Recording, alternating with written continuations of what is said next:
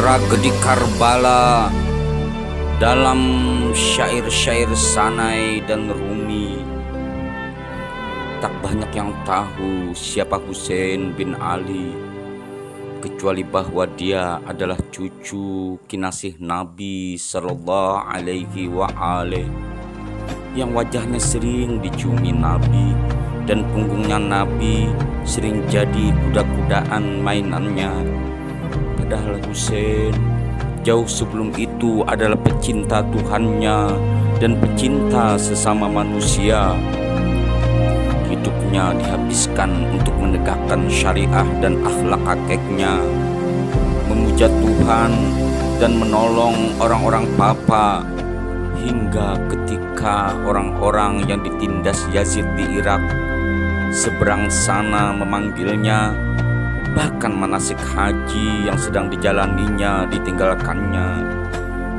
Dibawanya seluruh keluarganya, bukan untuk berperang, karena mana mungkin orang yang berperang melawan kekaisaran beratus ribu pasukan datang dengan perempuan dan bayi-bayi dan hanya 70-an orang.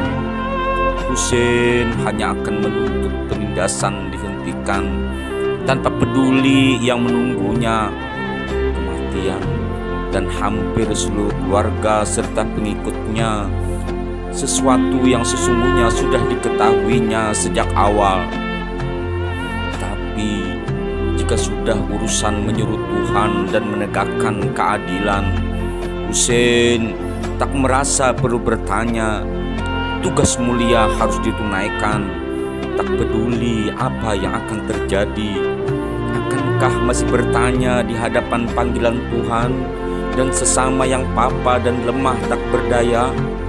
Ya, peristiwa Karbala adalah soal cinta dan kesucian, dan Imam Husain adalah paragon cinta dan kesucian itu. Di balik banyak tulisan yang menggambarkannya sebagai tragedi kekejaman dan kejahatan yang menimpa Imam Husain, para sufilah yang banyak melihatnya dari kacamata ini, bahwa apa yang oleh orang banyak dilihat sebagai tragedi sesungguhnya adalah teladan bagi jalan para sufi dan aulia. Sanai, Hakim Abdul Majid, Majdud bin Adam Sanai Gosnawi, atau lebih tenar dengan sebutan Sanai saja, adalah seorang penyair Persia dari abad ke-12, adalah salah satunya. Sampai mereka berpaling dari kegembiraan. Bahkan orang suci tak bisa melangkahkan ke permardani Mustafa. Bagaimana bisa ada kegembiraan di jalan agama saat demi kekaisaran darah mengucur turun di kerongkongan Husain? Tragedi Karbala adalah peragaan jalan cobaan dan kesulitan yang harus ditempuh para sufi dan aulia. Bahkan pun jika tak seperti Husain, mereka hanya bertempur dengan hawa nafsu sendiri. Karena inilah konsekuensi dari kesaksian manusia di alam alastu, berkaitan dengan alam sebelum penciptaan atau bersamaan dengan penciptaan Nabi Adam alaihi salam, yang berkata, ya, saat ditanya siapa Robmu, demi satu kata ya yang dikatakan oleh ruh di keabadian tanpa awal azali. Orang berkata, ya, bala, mesti menyerahkan dirinya kepada kesusahan. Bala. Di tempat lain Sanai melantunkan, sekali kau tapaki jalan ini, maka bekalmu hanyalah kemusnahan. Bahkan jika kau adalah Abu Dar atau Salman, dan jika kau Husain, takkan kau lihat wajah cantik pengantin, hanya belati dan pedang. Sampai akhirnya Sanai menyimpulkan bahwa agama adalah Husainmu, sedang syahwat dan harapan adalah babi-babi dan anjing-anjingmu. Bagaimana kau bisa terus mencerca Yazid dan Shimir, padahal kau adalah Yazid dan Shimir untuk Husainmu. Di setiap diri ada Husain, fitrah cinta dan kebaikan. Tapi juga Yazid dan Shimir, sang pemenggal kepala Husain, syahwat dan hawa nafsu yang memerintah kita kepada keburukan. Tak ada agama kecuali telah kita kalahkan Yazid dan Shimir-Shimir kita sendiri. Setelah itu ada Rumi, sang panglima cinta, seolah menyauti Sanai. Dia bersyair, apa artinya menjadi karib cinta kecuali memisahkan diri dari hasrat jiwa, menjadi darah, menelan darah sendiri dan menunggu di pintu kesetiaan bersama anjing-anjing. Cinta mengorbankan dirinya, baginya kematian dan pencabutan tak beda dengan tinggal berdiam.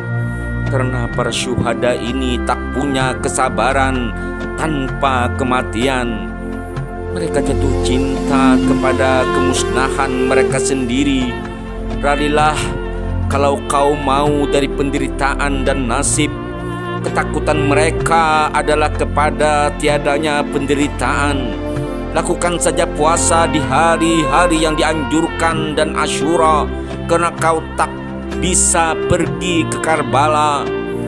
Maka seolah Rumi hendak berkata, jika kau mau jadi pengikut Husain, bersegeralah memenangkan ruhmu atas nafsumu. Jangan bimbang dan jangan pakai bertanya-tanya lagi. Kenapa duduk saja dengan pertimbangan-pertimbanganmu? Jika kau laki-laki, mangkat sana ke sang kekasih. Jangan bilang mungkin dia tak menginginkanku. Apakah ngengat berpikir tentang nyala api? Bagi ruh cinta, menimbang-nimbang adalah aib. Jika para kesatria mendengar suara genderang, saat itu juga dia seperti 1000 lelaki. Telah kau dengar genderang, maka hunuslah pedangmu tanpa menunggu. Ruhmu adalah sarung Dzulfikar, sang penaluk segala. Kau adalah Husain di padang Karbala. Jangan berpikir tentang air. Satu-satunya air yang akan kau lihat hari ini adalah pedang air pertama, yakni air kehidupan saat kau dihidupkan Tuhan pada awalnya. Pada saat kau diminta kesaksian di alam alastu itu, terbunuh dalam perang melawan syahwat dan hawa nafsu, bermakna terbunuhnya ego dan kelahiran kembali dalam Tuhan. Malam mati dan hidup lagi, karena ada hidup setelah mati. Wahai nyeri hati, bunuh aku, karena aku Husain, sedang kau Yazid. Hingga Rumi seperti menyeru sesamanya agar menjadi Husain di padang Karbala. Di mana kalian syuhada Tuhan, kau yang telah memburu penderitaan di padang Karbala?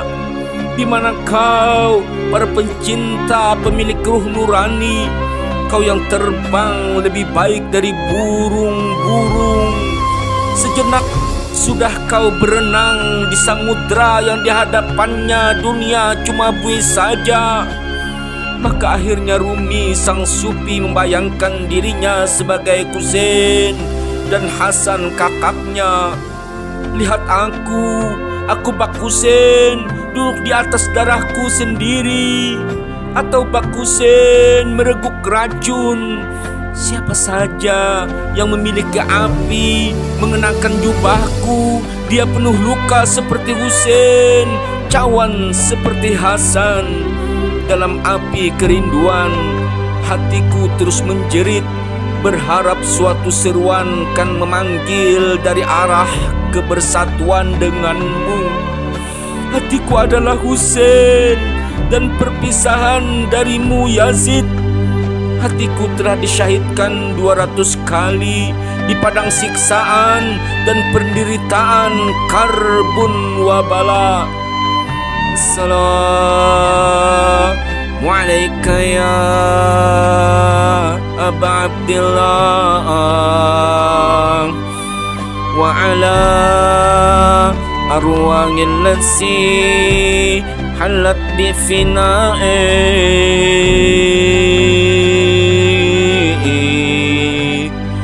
Alaikum minni jami'an salamullahi abadan ma bakitu wa bakiyal lailu finnar wala ja'alallah minni akhiral ahdil lati li ziyaratikum. Assalamu alal Husain wa ala Ali ibn al-Husain wa ala auladil Husain wa ala ashabil Husain wa rahmatullah wa barakatuh.